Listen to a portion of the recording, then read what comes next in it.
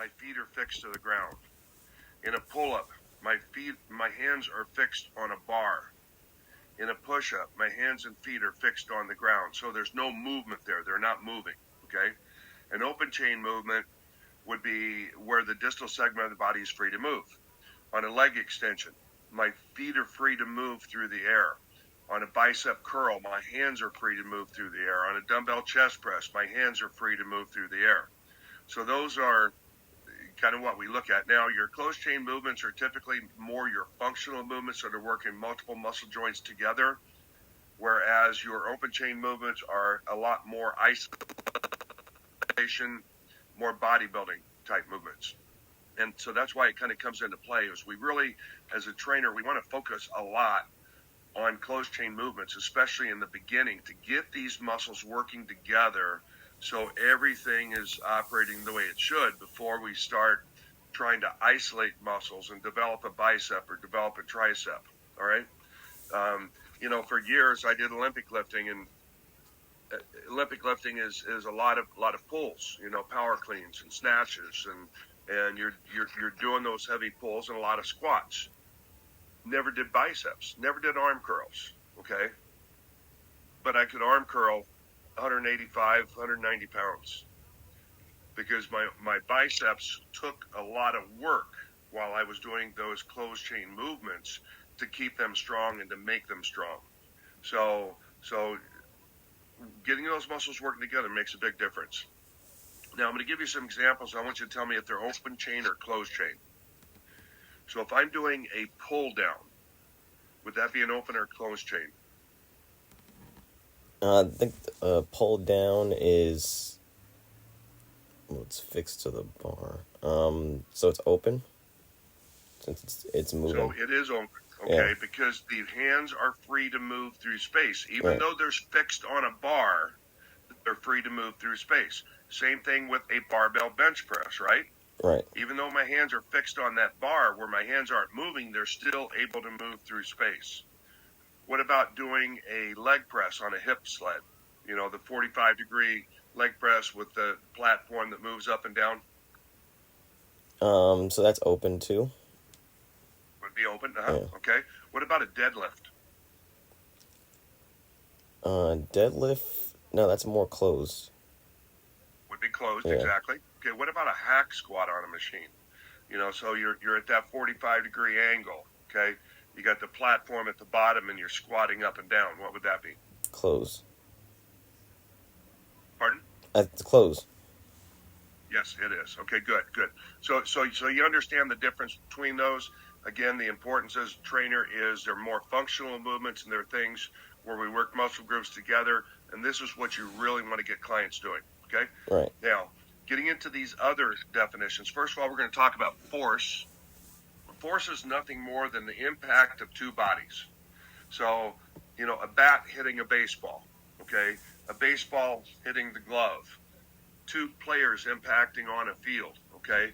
And so we got two entities or bodies that results in either the acceleration or deceleration of an object. Okay, so that's what force is defined as. Now, I want you to look at this because length-tension relationship is a very, very important one. Can you turn to page 208 in your book?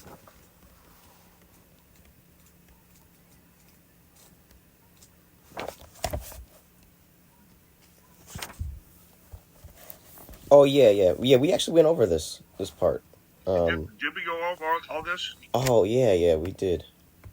And we talked about this stretch shortening cycle where the muscles stretch and then they contract back. Yeah. Because I remember we went through 208. 208. Yeah, we went through 208. All right, let me. Yeah, my notes I wrote down said we just went through part 1 of chapter 7. Okay, so you're comfortable with all of these, the length-tension relationship, the altered length-tension relationship, force-velocity, force-couple relationship, all of those? Right. Okay. We will move forward then. We didn't talk about the muscular systems of the body yet, have we?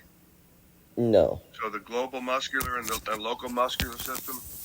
No. Now, when we talk about the local muscular system, what we are talking about here is we're talking about the muscles that help stabilize the spine. So they're located on or near the vertebra. They're going to stabilize the trunk of the body and stabilize the lumbopelvic hip complex. So those muscles are the rotators, the multifidus, the transverse abdominis, diaphragm, pelvic floor, and quadratus lumborum. Okay?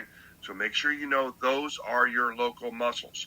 Now, your global muscles are larger. They're the ones that initiate movement. They function across one or more joints. They're going to be prime movers. Now, again, we're talking about the lumbopelvic hip complex specifically here. So they are the rectus abdominis, the rectus spinae, and the latimus dorsi. Okay? Now, when we get into the subsystem, so the deep longitudinal subsystem, that's the one I was talking about earlier on that feed forward activation. When the foot hits the ground, we have a natural shock absorbance system.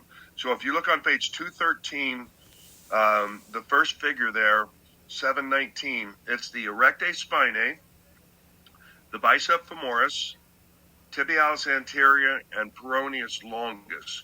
Those are all activated to allow the ankle to flex, to allow the knee to flex, and to allow the hip to flex to absorb the shock of the body hitting the ground. Okay? I think we've all at some point or another landed on the ground stiff-legged. And so you can, if you recall back to that, you can remember how much shock there was. It kind of, reverberated through your body. Okay? When it's like, whoa, kind of catches you off guard there a little bit. Well, that's a situation where the feed forward system didn't activate and didn't prepare for that impact, okay? Again, it was a landing that kind of caught us off guard. Now, the posterior oblique subsystem, on the same page, figure 720. This is made up of the latimus dorsi and then the contralateral, so meaning to the outside, but on the opposite side, the contralateral gluteus medius. And you see that blue section in the middle, that's what's called the thoracolumbar fascia. Now, fascia attaches muscle to muscle. So it's attaching the latimus dorsi to the gluteus maximus. And that fascia makes up what we typically refer to as the small of your back. Okay, that lower area right there, just above the hips, right in the center of the back, okay, where it's kind of everything kind of comes to that one point.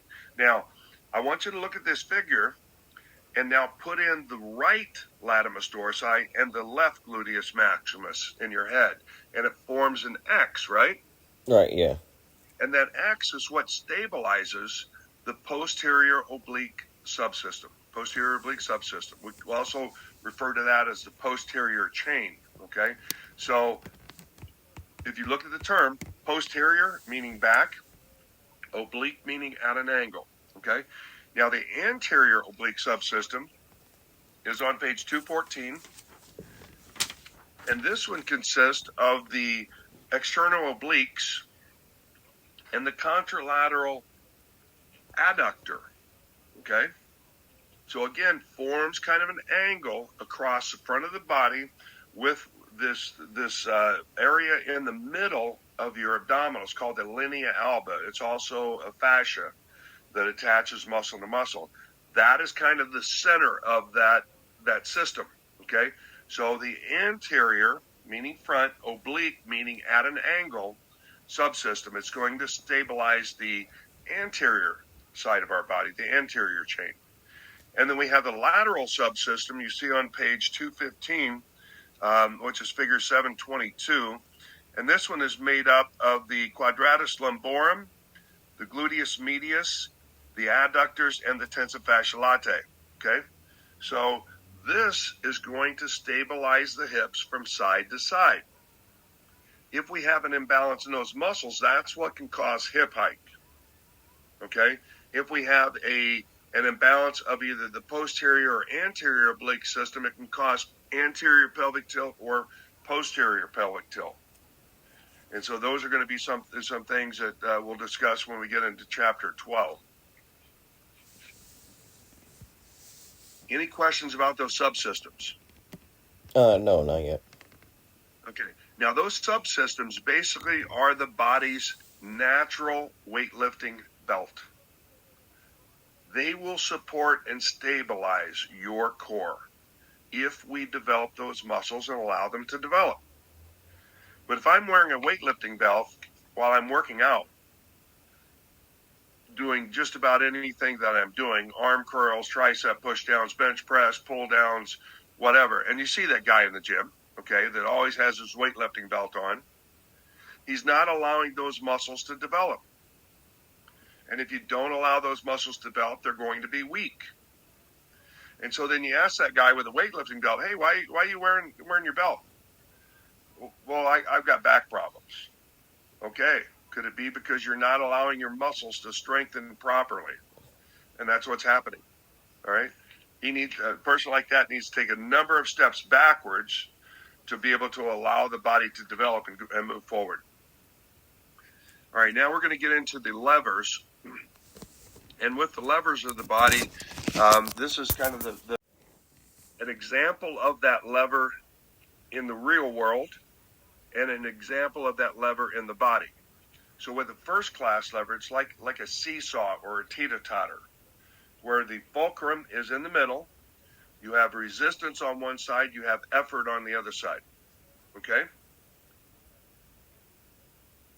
This in the body is where we have a tilt of our head side to side, forward and back, our trunk going from side to side, or forward and back. Okay?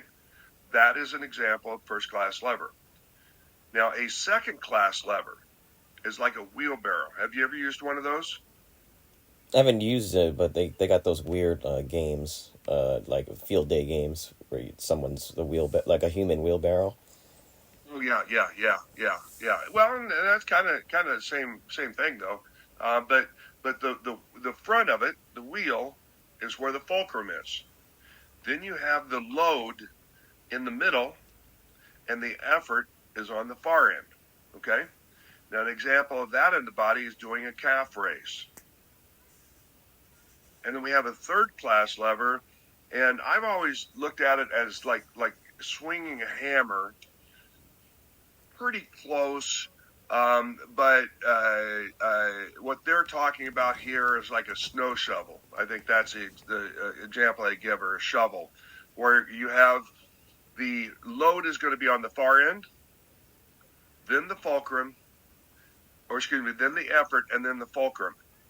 So the load and the fulcrum are in opposite ends. The effort is in the middle. So again, if I'm using a shovel, I'm having to lift it from the middle of that handle. Okay?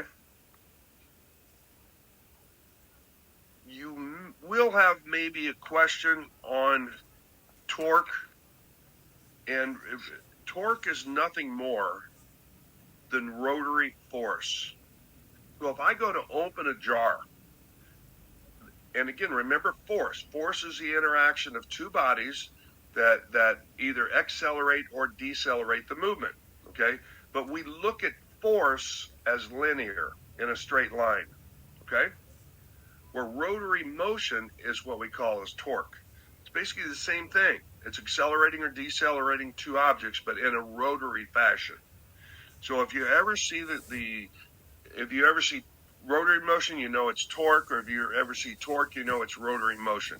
And that's about as far as you'll get on the question. And again, these are things we don't deal with as a trainer. You have to know them for the test. You know, it's really not going to come into play. When we go to learning, we talk about motor control, motor learning, and motor development. Now, motor control is when I can see something happen and I decide I want to try that. Okay? So, give me an example of something that you've never done, but you've seen done. Oh, well, actually, when people do like those, like I stay away from backflips just because I don't want to land on my neck. Okay, you stay away from the backflip, right? So, and you see the players do it on the field, right? Okay, yeah. But you see it, and it's like, oh, okay, so that's how you do it. So you have this idea, this vision of how to do it. That's motor control. Being able to then attempt that movement. Okay, now, it's not going to go well. First time you try it, not going to go very well. Probably end up on your back or on your head. Okay, but that's where you start learning. You start developing. You start practicing that skill and get to where you can do it. Okay, and that's motor learning. And then motor development are all the things we learn throughout our lifetime. Everything. Okay, from again rolling over on our stomach as an infant to riding a bicycle to playing football, whatever it might be. It's all the things that we learn through the course of our lives. Let's see here. So muscles. So, if you think about when you played football, okay, you're doing things that the coach is coming up with a play and they're showing you the play, okay, and they're writing it down. So you're getting this external feedback, okay? You're getting external feedback. When you're doing the play and the coach says, okay, cut, that is coaching while you're doing the performance, all right? So we have internal feedback, external feedback. Internal feedback is where I know I need to go down here 5 yards. I'm going to cut across 3 and then back out and then head to the flag. Okay? Just running a basic pattern. Okay? So that's your internal feedback. That's where you know what you have to do. Okay? External feedback is in the coach telling you what you have to do while you're doing it, or looking at film later and say, see, this is why we run the play this way. This is what we're trying to accomplish. Okay. I used to, when I coached, I was fortunate that my coach really, he was a lineman when he played in college. And so he would let me take the running backs and I would work with the running backs when I was working the plays with my linemen. So the running back could see what the linemen were going to do, and the linemen could understand why it was important for them to do what they do to open the hole for the running back. And where it really paid off for us, it created our running backs not only got comfortable with the fact that, hey, the hole's going to be there, let it develop. They got very patient, and it really paid off for us long term, okay? Because even though they got the ball, and they're looking ahead 5 yards, and there's no hole there, they see everything starting to come together, and they know the hole is going to be there, so they're just patient, waiting for it to open up and go through it. Where a lot of times your running back will look at you and go, oh, no, I need to go this way, and he runs right into the blockers, or right into the defenders. So when we talk about external feedback, we have both knowledge of results and knowledge of performance. Knowledge of results is what you get after you've done the play. Knowledge of performance is what you get while you're doing the play. So as I'm walking through, or we're running through it at 50%, I'm saying, okay, now you see how he's going here, and the hole opens up, and so and walking that running back through the hole so he understands what's going on. And then the linemen understand why they want to have the head on the inside of the hole. And so their backside is to the running back, because that's what he's going to be looking at. Why that running back needs to run to the backside of that blocker. All of these little pieces like that came together. And so that external feedback we had there was really good. But also like when you look at game film or practice film, okay, the coach is talking about specific things that happen. So that's knowledge of performance. When it's on the field and it's happening, that's knowledge of results. All right? Right. Okay, now we're going to get into Chapter 8, the energy systems.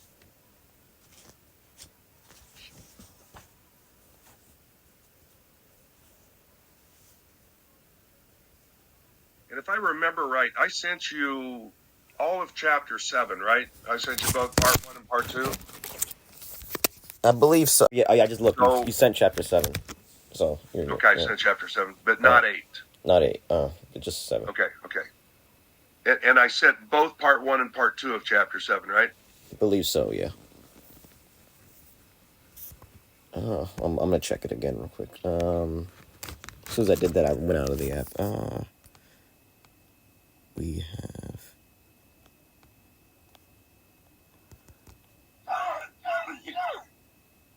All right, chapter 7, movement. Oh, yes. Okay, good. All right. So again, ATP is the fuel for the body. You're going to break down carbohydrates, proteins, and fats to produce ATP. That's the bottom line. Okay, that's what the body's trying to do. Now, those carbohydrates and proteins and fats come from the food we ingest. And so how that is transformed from food into energy is what's called bioenergetics.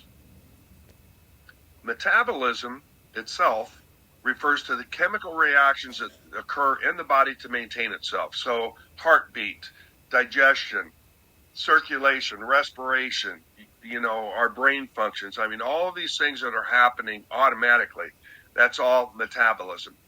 Exercise metabolism refers specifically to exercise, the calories you burn from exercise. Now, the law of thermodynamics, you will see this on the test, states that energy can neither be created or destroyed, only recycled or converted from one form into another. So basically, calories in, calories out. If I take in more calories than I burn, I'm going to gain weight. I take in fewer calories than I burn, I'm going to lose weight. If I take in the same, I'm going to maintain. So, real basic fundamental there. When we look at how we break down foods, so carbohydrates are typically broken down into glucose and glycogen. Now, you can get that also from protein, but you're not going to get that from fats. Fats are broken down into free fatty acids. Proteins are typically broken down into amino acids. Then the amino acids go on. They go through a process called deamination, and that's where it's going to be either going through glucogenesis or ketogenesis to produce the ATP. When we're using fuel, when we're working out, low intensity exercise, so just basic daily functions throughout the day, we're burning predominantly fat for energy. We're not getting our bodies up to a level where we're burning very much as far as carbohydrates. So if we're not taking in enough fat in our diet, number one, we're going to feel sluggish. We're not going to have that energy to do that, okay? Or maybe we're taking in too many carbohydrates or getting stored as glycogen and not being converted into fat quick enough. Again, same situation. So what we're going to be looking at is we're going to be looking at what happens when we are at low intensity, moderate intensity, and high intensity exercise. With the amino acids are, there's 20 of them that have been identified in the body, okay? And of those 20, 9 of them are what are called essential, and then 11 of them are non-essential, all right? So essential amino acids, those are those that the body does not produce. We have to get them through a food source. We will get them through animal sources predominantly. Non-essential amino acids, the body's going to produce those. We don't need to get them through food. Now, we will get some through food, but it's not necessary. It's not essential. So if you're working with a vegetarian or a vegan that's not eating protein, they struggle to get the right amount of essential amino acids. So they can get those by either taking a supplement, an essential amino acid supplement, or they can also get them by combining certain foods together, like green peas and yellow rice eaten together gives you all the essential amino acids, or by one of 3 plant sources that have a complete protein, which means they have all essential amino acids, and that is either soy, which we get through, is what tofu is made from. So that's why a lot of your vegetarian dishes have tofu in them, is they're trying to get that protein that's essential. You can get it from quinoa. Quinoa is a grain that you can use in place of like rice in dishes, and you can also get it from hemp. And a lot of people now are starting to do these different milks. Well, hemp milk is one of them. Okay, and so it will give you those essential amino acids as well.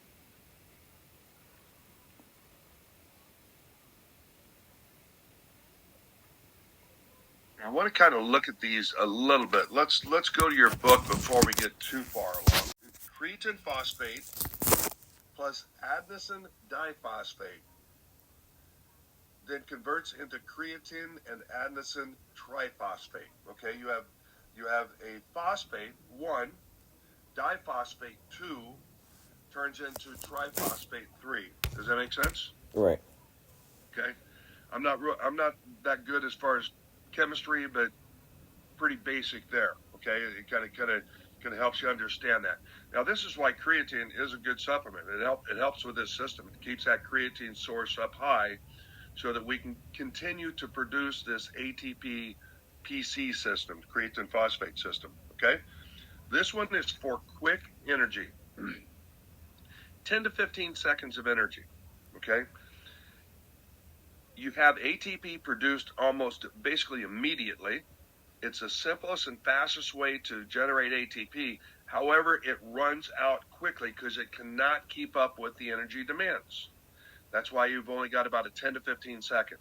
So it would be in situations of somebody doing a 100-meter sprint, all right, for instance, or doing, a 40-yard dash, okay, or an Olympic lifter doing a clean and jerk, or doing a snatch, or a power lifter doing a squat, a bench press, a deadlift, a shot putter, a discus thrower, a high jumper, okay, a long jumper. All of these people use that explosive ATP PC system.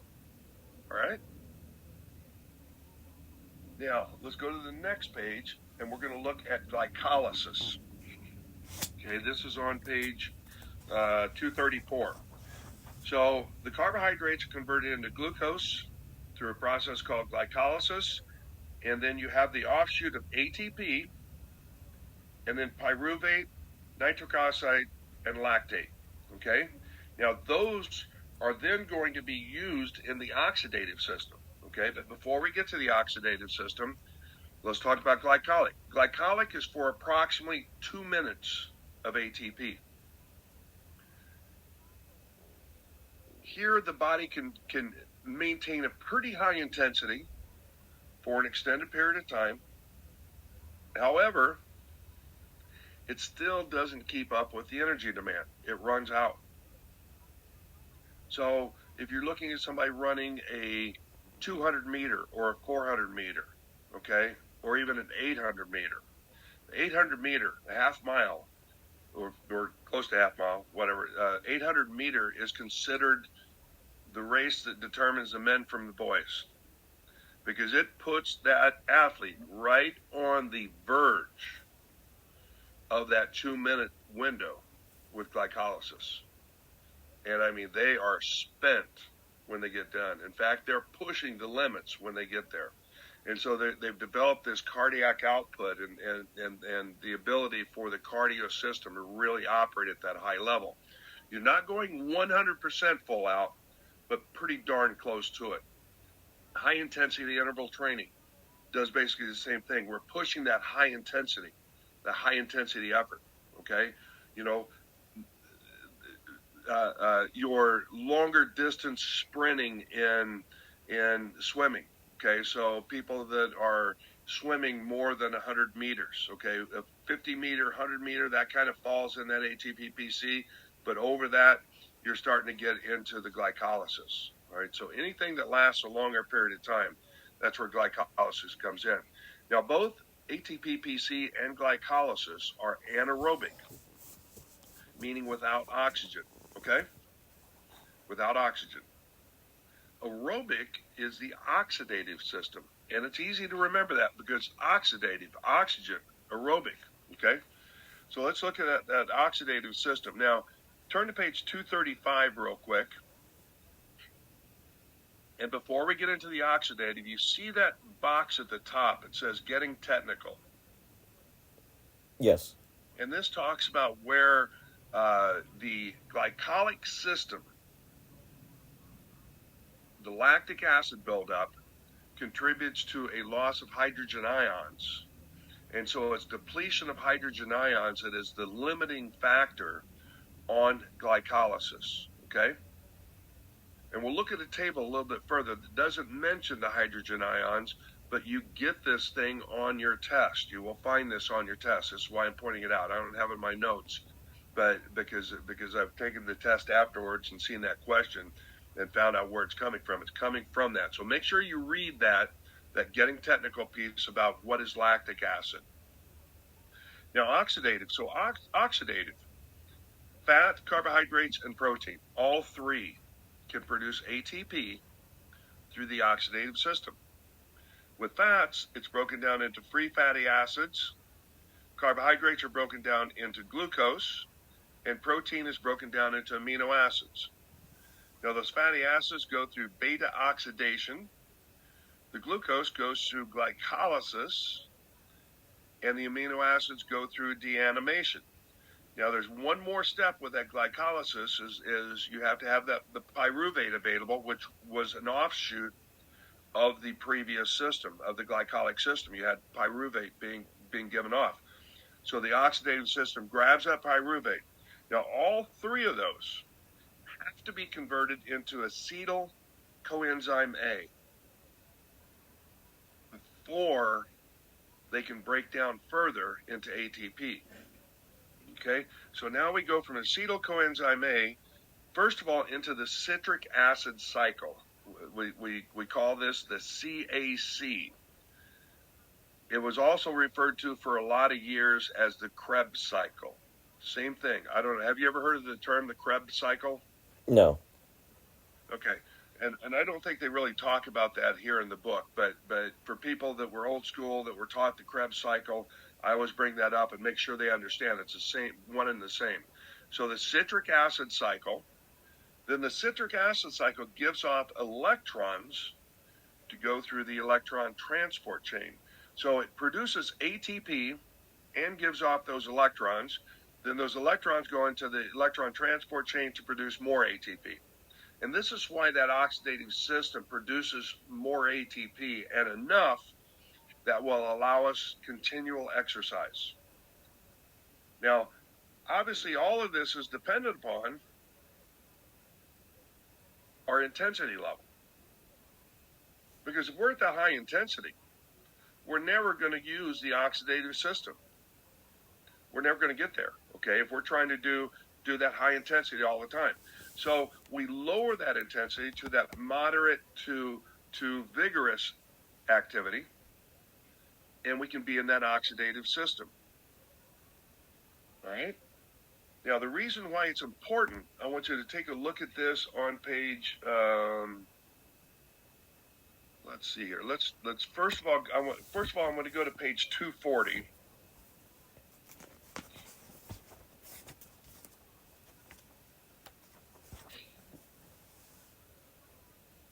And so here's that chart or that table I told you about that where if you look at the limiting factor of glycolysis, it says lactate and CO2 accumulation. You may just want to pencil in there hydrogen or lack of hydrogen ions, because that was from that other box I told you about on the lactic acid buildup. Okay, but outside of that, this is a good chart because it tells you what fuel substrate we're utilizing, what intensity level is being supported by it, how quickly the ATP is available, how long you have ATP for, and then what the limiting factors are for each one of them. So make sure you study that pretty well because you'll get a number of questions on that. Now, let's go from there over to the next page on 241 and see this figure 8-11, okay? So what it's showing is that even though I'm doing that real high intensity exercise, it's mainly ATP-PC, but there is some glycolysis going on and there is some oxidative ATP available. Okay? But as that ATP-PC is winding down, the glycolysis and the oxidative are building. And then as that glycolysis is winding down, the oxidative is building. And then it eventually gets to where it's all oxidative. All right? Right. Now, so my point being is you don't just totally run out of one and the other one kicks in. They bypass each other over the course of that. Now let's go back to page 239. Let's take a look at this. Now, do you run at all, Daryl? Like, do you go out for, half-hour runs or something like that? I should really, but... So, but when you run, when you're going to go out for that 30-minute run, right? The first couple minutes, a little bit of a struggle, and then you hit your second wind, right? And that's where it kicks in. It's like, okay, yeah, now I can go. Well, that is what's called O2 deficit. That happens in those first 2 to 4 minutes of exercise. The oxidative system hasn't really fully taken over yet. So we're depleting ATP-PC, we're depleting glycolytic system, and then the oxidative system eventually takes over. Now, once you get there, theoretically, you can go forever. I mean, look at, marathoners, top world-class marathoners are 2 hours, but you've got ultra marathoners that are running 100 miles. You have triathletes who are going for a long, long period of time, okay? And so they're in that oxidative system. They can continue. The Tour de France cyclists, they go for long periods as well, okay? So that's what's fueling that long exercise is the oxidative system. There used to be this race that they ran in the United States. It was called the Race Across America. I don't know if you've ever heard of it or not, okay? But it would start on the West Coast, and they would finish on the East Coast. And it was a bicycle race. Now, unlike the Tour de France, where they go a certain segment, and then they take a break and rest and refuel and recover and all that, these guys, it's like point A to point B as quickly as you can. Take whatever breaks you need, but whoever can do it the fastest is the one that wins the race. They were bicycling across the country. Now think about this, okay? Think about this a second. To drive across the country in 4 days is somewhat of a challenge, okay? I mean, you're kind of pushing yourself to do that. They were going coast to coast on a bicycle in 7 days. So long periods in that oxidative system, long periods, okay? So again, it's theoretically unlimited. You have that ATP available forever. It's just a question of if the rest of your body can maintain that activity. Because you have muscle fatigue and you have sleep and you got to eat and you got all these other things going on. Okay. Now, when we stop exercise, we're still again on this page 239. When we stop exercise, just because I stop doesn't bring my heart rate back down to a rest. My heart rate is up high and it slowly drops down and recovers. Well, that is what's called post-exercise oxygen consumption. Post-exercise oxygen consumption. Okay, so we want to make sure that you understand the O2 deficit and understand the EPOC, post-exercise excess post-exercise oxygen consumption. Okay, during steady-state exercise, that's what happens. Just on this chart. Okay, if we're doing high-intensity exercise, we're never getting into that oxidative system. We're pushing into that glycolytic, depleting it, and then we're recovering, and we're recovering at a low-intensity level. That's why high-intensity intervals are really good. Now, let's take a look at this table on page 241. at the bottom. We used to believe that the best way to burn fat was in the fat burning zone. Okay? The fat burning zone. And that fat burning zone was low intensity exercise. So getting on that treadmill and doing a comfortable walk for an hour, that's the best way to burn fat.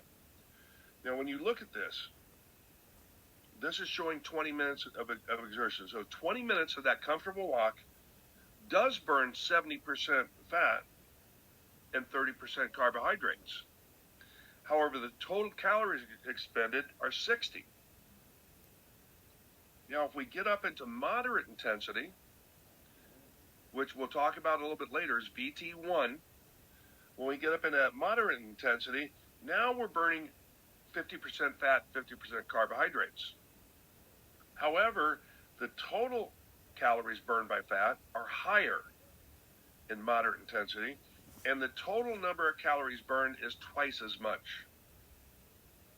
So we want to get people into that moderate intensity exercise. This is why we say, that you want 3 times a week, 30 minutes, or 5 times a week, 30 minutes a day of moderate exercise for a total of 150 minutes a week. Because we want them getting up into that level and burning that fat. All right? Right. So thus, that fat burning zone we used to teach years ago doesn't exist. It was true, you burnt more fat, but you didn't burn it fast enough, where you can go a little harder, work a little harder, and burn it faster. Okay. We'll be able to finish this up because this is the last part here we're going to talk about now. Energy expenditure. So total daily energy expenditure. And you'll have to remember these acronyms and what they stand for. Okay, or these abbreviations and what they stand for. All right? We'll come back to kilocalorie in a bit, but let's stay focused on these. So TDEE is total number of the day.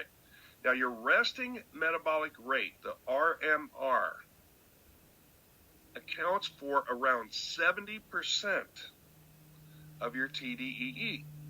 So you're going to have questions on the test that say, which one contributes most to total daily energy expenditure? It's the RMR. That always contributes the most. But you'll start thinking, exercise thermogenesis or non-exercise thermogenesis. No. It's RMR. Now, exercise activity thermogenesis is abbreviated as EAT, E-A-T. And this is the calories I burn from exercise. So I go out for that 30-minute run. How many calories did I burn? That's my EAT. The NEAT, and I'm jumping down to the bottom here, the NEAT, NEAT, is all other activities we do. So this includes house cleaning, taking a shower, making the bed, taking out the trash, whatever, okay? All the other activities I do through the course of the day. Because RMR basically says that I woke up and I'm just hanging out in bed all day long. That's what my RMR is.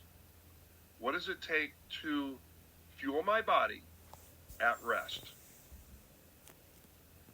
Thermic effect of food, TEF, is the number of calories it takes to digest your food.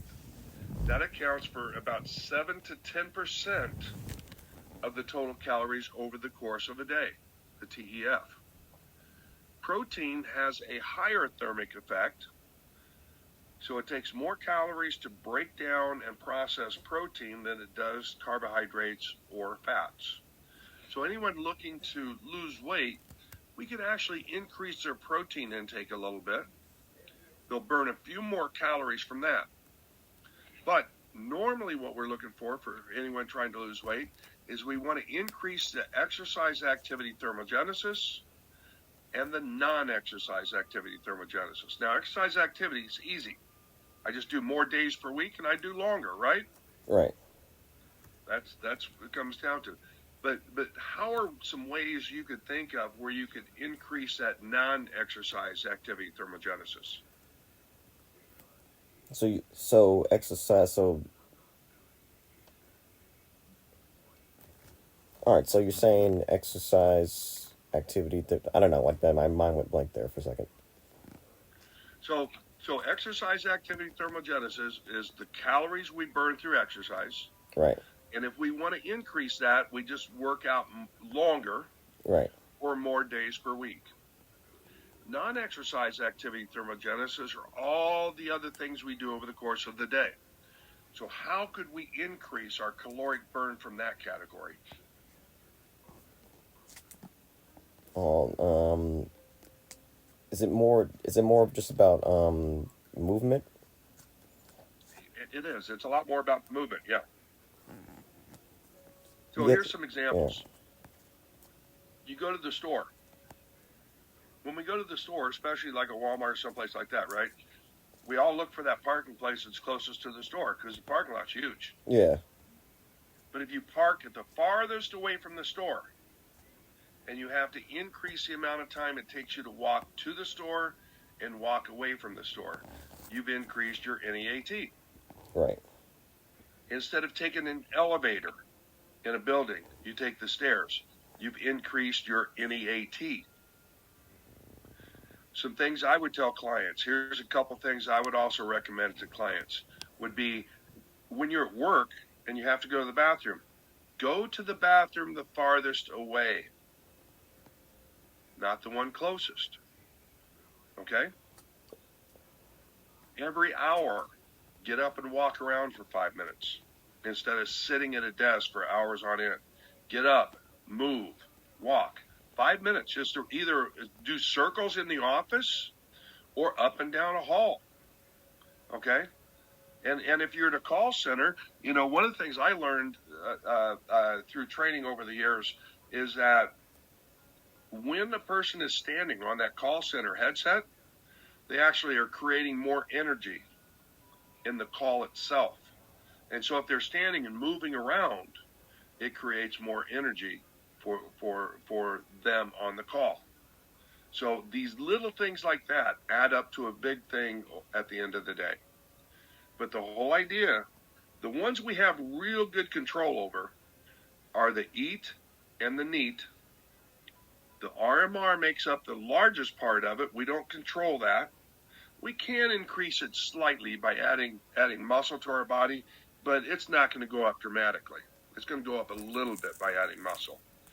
And by eating protein, yeah, I'll burn a few more calories, but not dramatically so.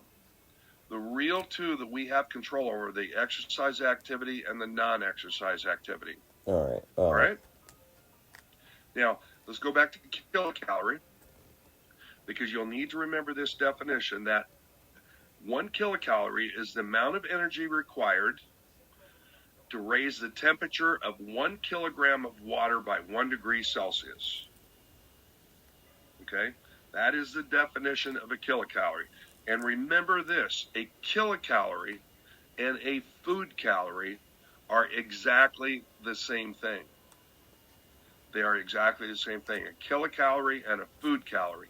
So if I see on the label it says it's, 100 calories per serving, that's 100 kilocalories.